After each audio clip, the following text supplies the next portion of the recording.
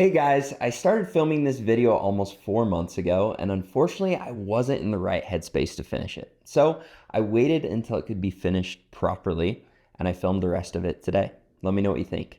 Hey guys, over the last couple years, I've experienced a lot of loss and a lot of grief. And in this video, I wanted to share with you the perspective I've gained, the things I've learned, and the big things I plan on doing different moving forward in my life and in the channel. If you're new to the channel, I've made other videos that explain everything that's gone on the last couple years, but I wanted to give you a quick synopsis. About 3 years ago, my brother Peyton was diagnosed with cancer. A couple weeks after that, my wife Maddie was diagnosed with cancer. My wife had to do surgery, and then they both had to do 6 months of chemotherapy. During chemo, we went through all kinds of hard things, allergic reactions, and all of the negative things that come with cancer and chemo. It was a really hard time for our family, but they were both able to get through treatment, and they were both declared cancer-free. The next 6 months of my life is where I first learned that two things can be true. We had a new perspective on life. We really felt like we'd been given a second chance, and we leaned into doing as much fun and planning as many experiences as possible. We went hiking, boating, traveling, and we did so many incredible things together as a family, and I'm so grateful for that 6-month window. The other part of this window that was really difficult, though, was we woke up every morning with the fear that the cancer would come back. And so we had to learn how to really lean into living presently while also dealing with that horrible fear. We had multiple breakdowns through that window where it was just so hard and so scary, but Maddie was absolutely masterful in her way of really helping us to remember to stay present and focus on the things that were most important. And we really did get to a point where we were carrying both emotions, both the fear and the enthusiasm for life. For as hard as it was carrying the fear of the cancer coming back, we really had such an incredible window where we had so many fantastic experiences with our little family. Maddie then went in for regular blood work, and the blood work came back that the cancer was coming back. We didn't know where, and so we did more tests, and we met with the doctor, and he told us that Maddie's diagnosis was terminal. She was given 6 months to a year to live. Over the next 6 months, I watched Maddie fight as hard as she could to be here for all of us. She showed up as an incredible mother and an incredible spouse. She stayed so extremely optimistic, and she had all of us believing that somehow she really was going to beat this just because of the way that she lived her life and the optimism she carried into every struggle and every situation that we ran into. She is such an incredible person, and I'll continue to talk about her the rest of my life. As Maddie got close to the end of her life and we knew she didn't have many days left, the way that she showed up for me and the kids and family and friends and encouraged us and talked us through this horrible situation was truly miraculous. Maddie's short, mighty life had such an impact on so many, and I know it will continue to for a very long time. I was left with my 2 kids to try and figure out what to do with our life. I think I never really understood how difficult grief is. The worst thing that ever could have happened to me did, and you're left with that to think about it all day, every day. It never goes away, it never lets up, it never lightens. I think I've always been persistent and a problem solver, and it was so hard to come to terms with the fact that there was no fixing this. It didn't matter what I did, I couldn't bring Maddie back, and this really sent me into a spiral of sadness and sorrow that I never thought was possible. It just didn't make sense that I was supposed to figure out how to live life without her. I really hit rock bottom and just realized that I needed to figure out how to get out, not just for me, but for my kids, and because I know that that's what Maddie would want and expect of me.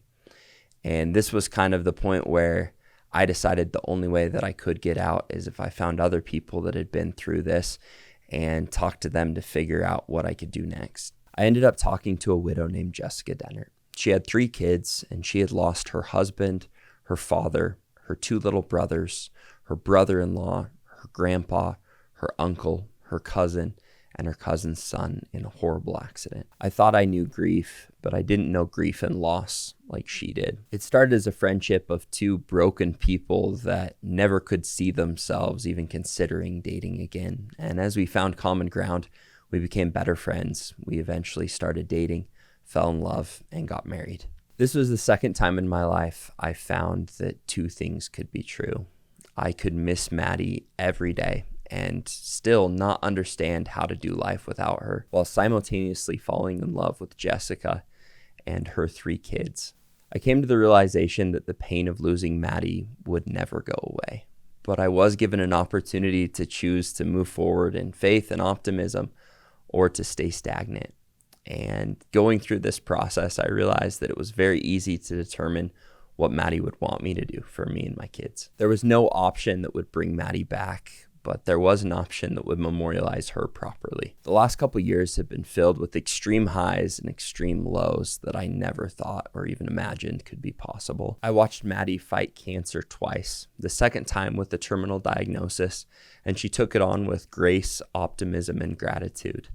It was so painful and horrifying to watch her go through this, while simultaneously so inspiring and beautiful in the way that she took everything on. I've watched Jessica carry a level of grief that still I have no idea how to even comprehend, and do it while raising 3 children so well. I know how painful and impossible it was losing Maddie, and I can't even imagine what it's like to lose your spouse and half of your family at the same time. I've watched Jessica piece her life back together and show up as a mother, an incredible person for her family and all of her friends and the people around her. I've watched Jessica show up not only for her 3, but for my 2 children and treat all 5 of them as her own. She brings so much optimism and gratitude for life to the table, and an incredible perspective that I can't adequately explain. She works hard every day to teach the kids to have a victor instead of victim mindset as they face hard things in the way that I know Maddie would be so proud. She helps the kids honor and remember Maddie and Tyson better than anyone could because of the perspective that she has.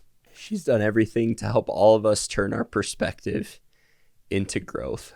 I've had the opportunity to watch 5 children go through hard things they never should have experienced at this age, and I've watched them do it with so much joy and passion and enthusiasm for life. I've been able to experience 2 families coming together with so much loss and just turning it into something so beautiful.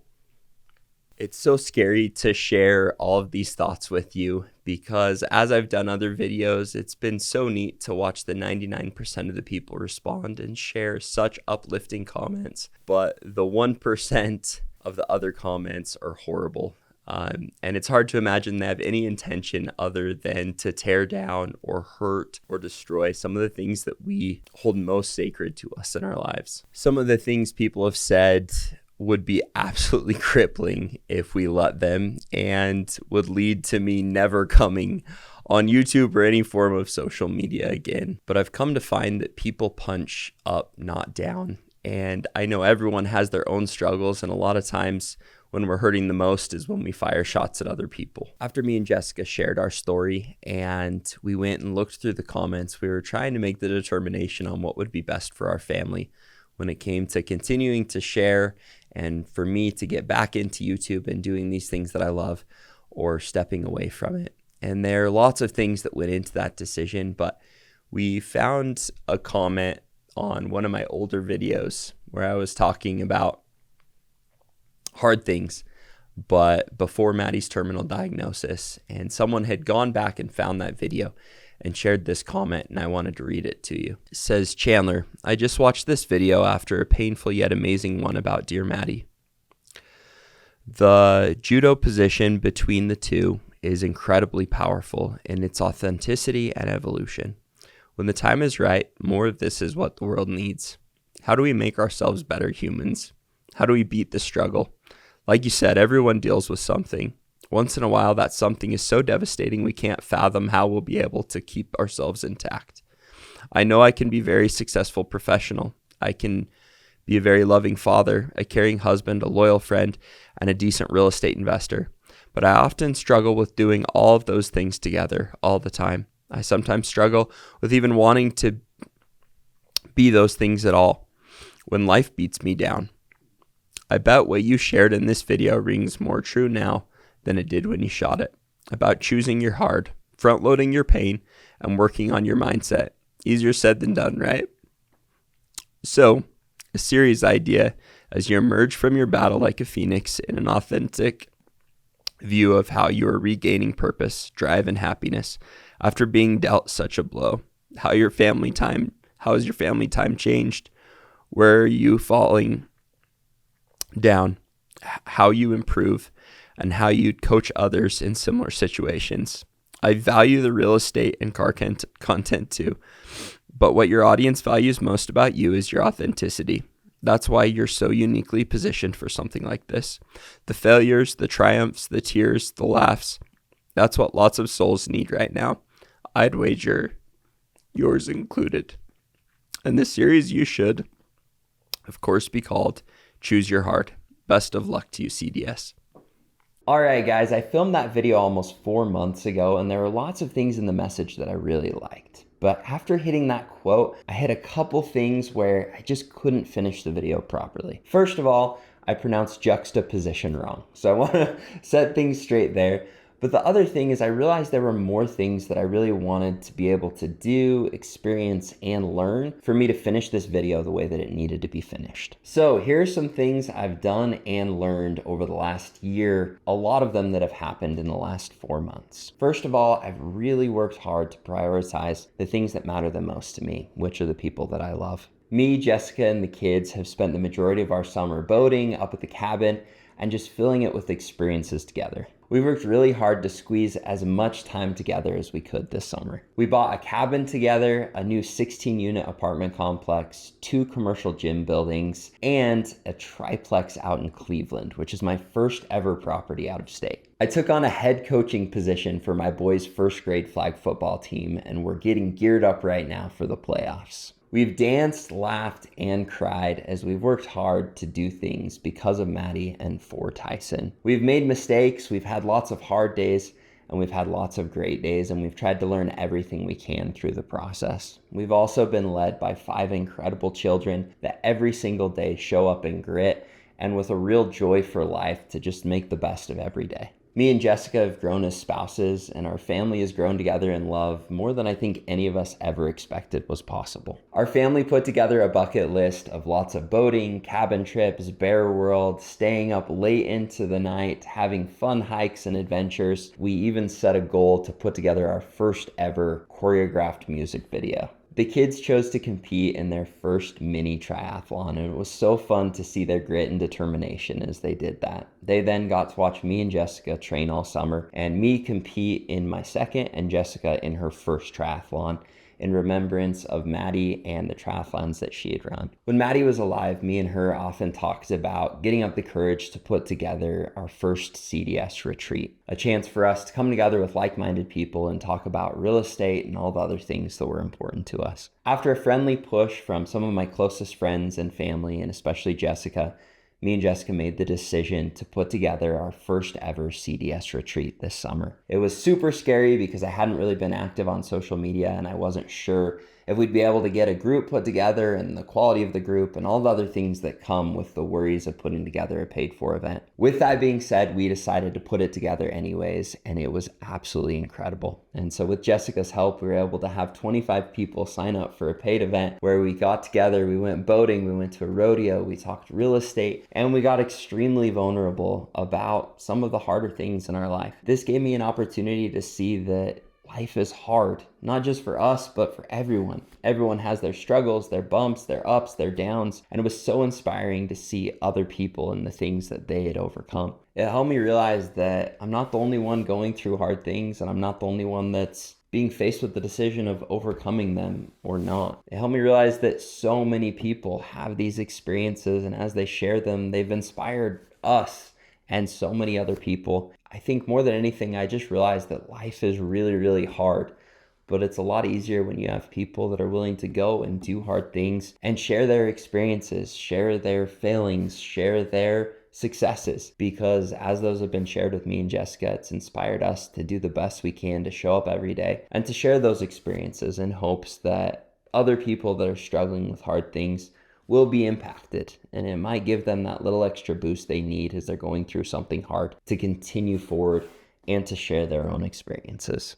Finally, it gave me an even more renewed energy to spend every day like it's my last. To go on that trip, buy that property, post that video, and be excited and present in every minute with the people that I love. When I'm scared or hesitant or I fall short, it's helped me remember to be patient and forgiving with myself and work as hard as I can to get back to a mindset of gratitude as quickly as possible. Because we all deal with those hard, sad moments. But what really matters is what we choose to do with the moments we have right now.